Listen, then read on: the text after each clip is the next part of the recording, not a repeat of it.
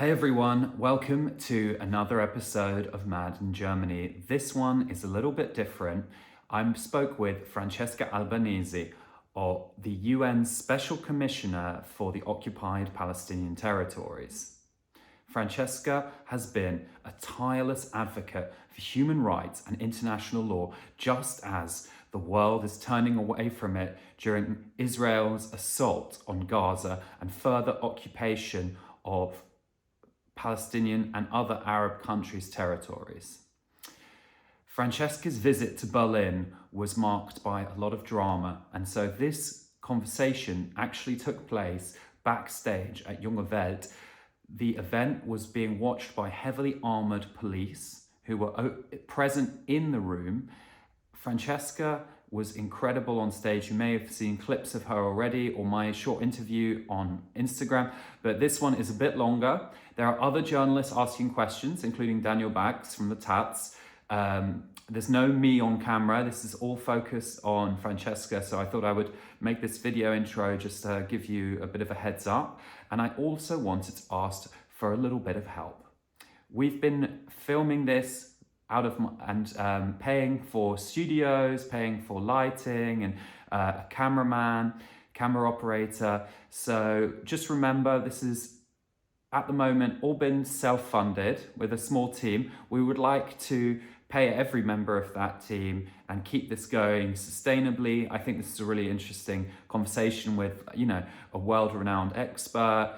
It was hard to get her at a short notice while she was being attacked by the German media, by German politicians, and cancelled from German universities. So if you appreciate our work, we're going to drop a link in the bio that you can donate with as well. Thanks very much and stay mad.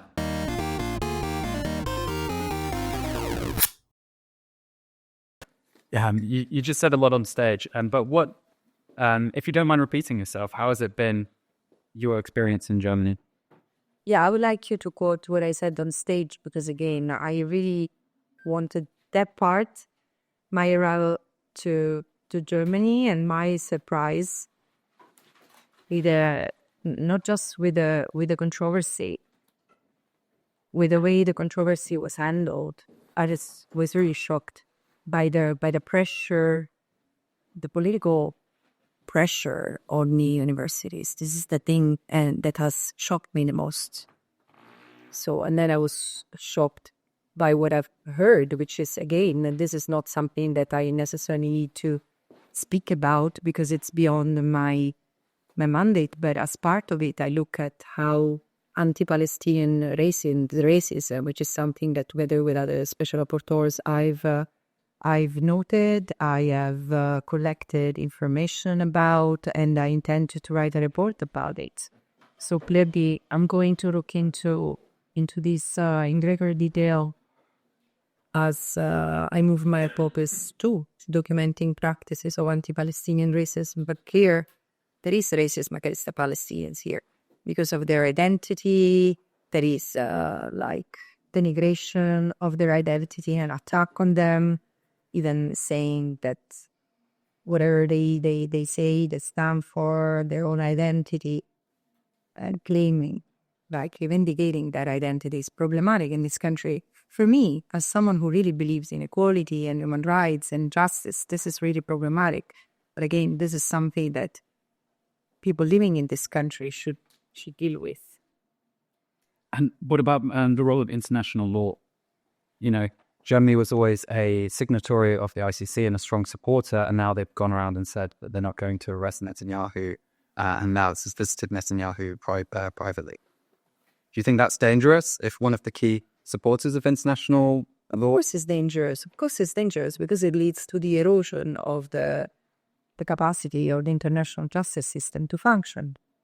International law is universal and it's supposed to be objectively applied to everyone, and the stronger and the weaker, the powerful and the less powerful, and the rich and the poor. And the moment member states start cherry picking or creating exceptions to this erodes the universality of international law, it puts into question the universality of international law, and it undermines the capacity of the multilateral system to function. So it's very serious. Germany, unfortunately, is not even alone in creating this crack into the international justice system. Well, now that Trump, he doesn't care about the system at all. Could this be a chance that the European countries maybe remember why it's important to have international law? To be honest, I don't think that Trump's predecessors have shown great respect to international law either. No, it's open. Yeah, the lawlessness that it's invoked by someone like President Trump is spectacular. And yes, in my view, it should offer an opportunity for other member states, to pull back and reconsider who are the allies in the international scene. But I not even that confident that European leadership is ready to go that way. There is still much confusion, and people are trying to sense the wind and where it's blowing, and it's instead of telling themselves this is the time, okay, we have made some mistakes, the assessments were not all right, it's not going to lead us to any peaceful future, so we need to return to a place where we share a basic understanding of how to live together as states, as nations. And this is the opportunity to perhaps show some humility to members of what is called the Global South and explore new alliances. Because Europe is the one that has more at stake, in my view. Is Europe going to take that leap of faith and move toward a new way of exploring multilateralism? I don't know. This is the question mark for Western leaders and Europe in particular. Your mandate is going to finish in May, right? Or when it's going until No, technically the mandate is up for renewal in March. March? We'll see. Because it's 3 years. It's 6 years with a midterm renewal. Okay. So it has never happened that the mandate is not renewed. So I mean, frankly, this is not my concern. If the United Nations ask me to continue to work pro bono on this not very pleasant issue, I will do. Otherwise, that's fine. I'm very happy to resume what I was doing before. Could Germany be held accountable at the Human Rights Council for its institutionalized and systemic anti-Palestinian racism? And how can civil society do that? Well, first of all, I think that civil society should be more alerted about anti-Palestinian racism, because I've been very surprised in the decline of presence of civil society actors on the scene in being the guardians of international law and human rights in the face of what has happened over the past 16 months in this country as well. So before imagining that Germany can be held accountable, can be discussed for its anti-Palestinian racism. And again, Germany is not alone. There is widespread anti-Palestinian racism among in Western countries, not only Western countries. I mean, there has been repression of solidarity with Palestine, including Arab countries. So it's been, there is much to investigate. This is why I want to devote one full report to this as time comes. But in order to have Germany scrutinized at international level for the racism against Palestinians, there should be documentation that comes from German civil society. Do you think there's much chance for the case of Nicaragua against Germany to succeed for support of genocide? I don't have a crystal ball. I think that it depends on how the case is going to be litigated before the court, the kind of evidence that keeps on being provided. So, and how many other states continue to join the case. depends on a number of variables. So also the timing. The point is that we cannot wait for a decision of the International Court of Justice in order to comply with obligations which are already there and are already being violated, in order not to aid and assist the occupation, which is illegal in its military, civil, tangible, and tangible presence if you occupy Palestinian territory of Israel. So, presence of Israel. And so there should be a reconsideration of Germany's engagement with Israel, at least in respect of the unlawful occupation that Israel has maintained for 57 years on the occupied Palestinian territory. And even that is questioned, which is, again, very dangerous. What will happen if Israel does not follow its obligation to leave the occupied territories? Which is not unlikely. Well, there should be accountability in various forms. Of course, there is judicial accountability, so there might be an extra recourse to the International Court of Justice, but I don't think that it will be necessary. As the court has said already what it has to say. It's up to the Security Council to other measures and including for member states to not to aid and assist, yet again to remind member states to act according to international law. I mean, if Israel doesn't comply, there should be any further delay in taking all the economic, political, and diplomatic measures that lead to pressure on Israel to terminate, to cease its unlawful endeavor.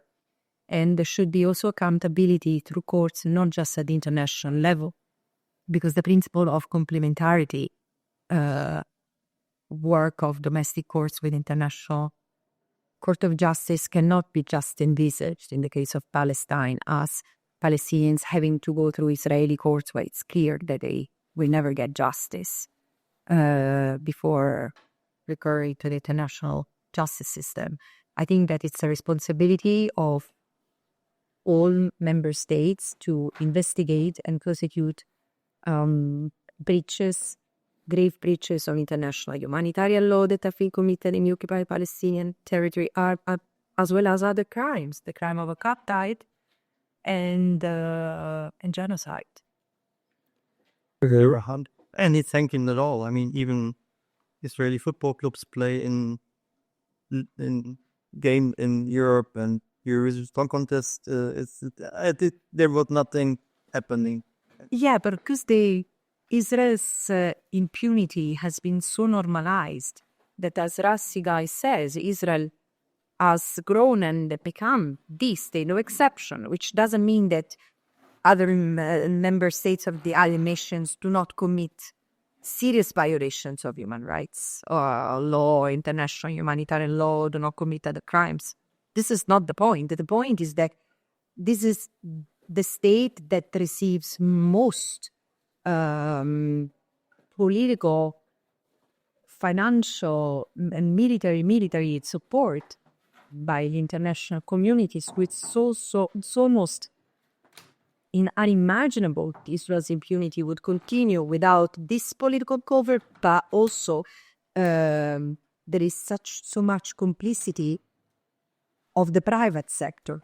So the military, security companies, and also corporates, entities, banks, pension funds. There is so much that is invested in the occupied Palestinian territory. Europe accounts for 30% of the investments in the occupation. So there is much to investigate and account for in this part of the world.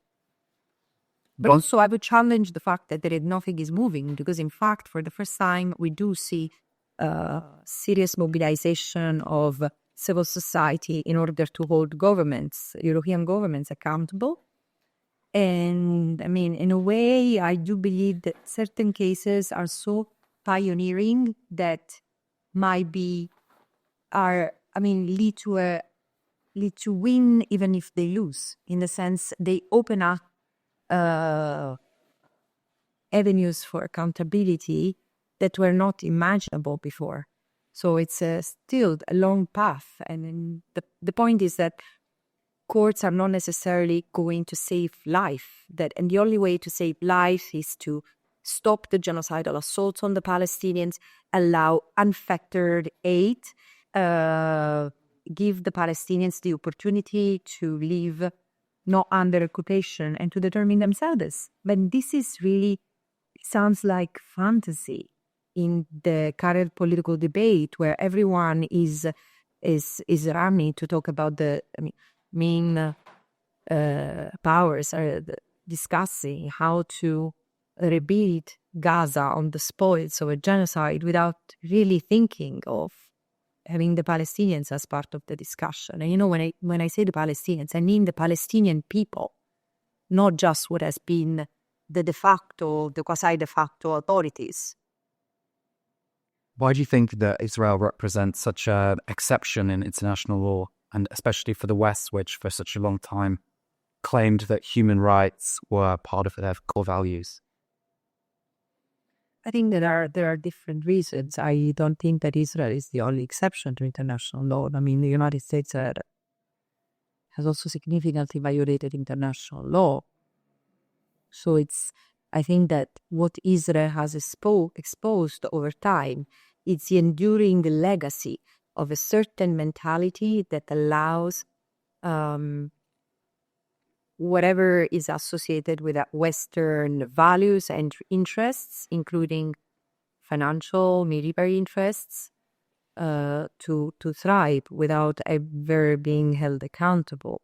We shall not forget that Israel is the first state that is not part of the global South, whose leaders are indicted for international crimes. It's a huge achievement in the arc of history or international justice. But exactly at that point, that's when the West signals that it won't start implementing international law. Yeah, but the West is not just our politicians and their broken moral compass and their attitude to bend the law toward where their interests are. The West is also us. It's me and you and people like us cannot sit idle in the face of this. So there is so much that I've invested into this, not just with dedication and really selfless commitment, not just because I really believe in human rights, and I do. This is something that I do out of cold, as well as training and education. But it's also that as an European, this is the chance we have to do according to what we have committed to. And if governments do not show willingness or ability to comply with the rules, it's the people who is to be heard and make themselves heard. Yeah, and it's happening. In other countries, it's happening more robustly than here. Here you have parts of the population who are raising their head above the parapet and are being really subject to repression. So this is something that should trigger more alertness about other parts of the German society. And I don't know if this is happening. Can't put my mandate is to document and report on the violations of international law that are committed in the occupied Palestinian territory. And as I said, I look at the violation committed by whomever. I really have a people-centered approach. So this is why I've been the first to write part of my reports, including on the violations committed by the Palestinian Authority and Hamas. For example, my second report had a significant component on this. The point is that I've also tried, and this was, if you read what was my motivation as I communicated my intention to the Human Rights Council to assume these functions, I said, what I think it is needed is that the three things, the work I've documented and reported on the systemic and widespread nature of the arbitrary deprivation of liberty for Palestinians, which is massive. And again, I think that it was not necessarily visible in its comprehensive nature. And I've said I will continue to do this, which I've done, but I also will bring my messages to capitals as much as possible, because it's clear that explaining these over and over and over in Geneva or in New York is not sufficient. This is a responsibility that people in these states have.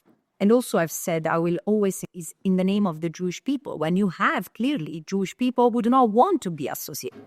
Yes, there are UN official, a UN independent expert is very serious. It does not happen in any other place. I'm telling you, when I went to Egypt, I gave a press conference at the end of my visit, and I was not even asked, what are you going to talk about? Everyone would expect that Egypt would be nervous and cancel. No. There has been no influence whatsoever from the Egyptian authorities, and similar things in other Arab countries where one would expect sensitivity no matter what. And no, I was not expecting, again, universities to give in. It's not that I do not sympathize with the pressure they've been under, but everyone is under a lot of pressure. And if universities stop being the spaces where we can also afford discussing difficult issues, painful issues, respectfully, in a dignified way, it could all the more as I speak about international law, international legal development, factual development. This is very serious. This is censorship. And worse, it's self-censorship. The two go hand in hand. And I've seen both. This is something that worries me profoundly as a human rights expert, as someone who looks at Germany has been looking at Germany with all its contradictions still as a principled international actors. But it cannot behave like that. And the way I've been treated is mirrors in a small way how the debate around Palestine has been handled in this country, which is, let me find the right word. Yeah, which is appalling. Don't use these weapons to commit genocide. They're very naive. What can I say? Excuse me, when they were plus... Do you think they were doing that to maybe try and escape prosecution? Yeah, but they can't, because it's... they should have... they should rely not on the word of someone who's wanted by the SEC for war crimes and crimes against humanity. If this is the kind of way you approach wanted people in this country, good luck to your justice system. Yeah. Two reports of the Commission of Inquiry on Israel-Palestine, who has their mandate to collect evidence and preserve evidence that can be used in criminal proceedings. The question is Germany engaging with these bodies, with the FINEs or the Office of the High Commissioner for Human Rights? It doesn't engage with me, and it's problematic, but it's even more problematic that the findings of so many bodies and Amnesty International and Human Rights Watch and, again, even Israeli historians and a sort of provided an explanation, a rationale why this should not be ignored. And it is being ignored. It's extremely problematic.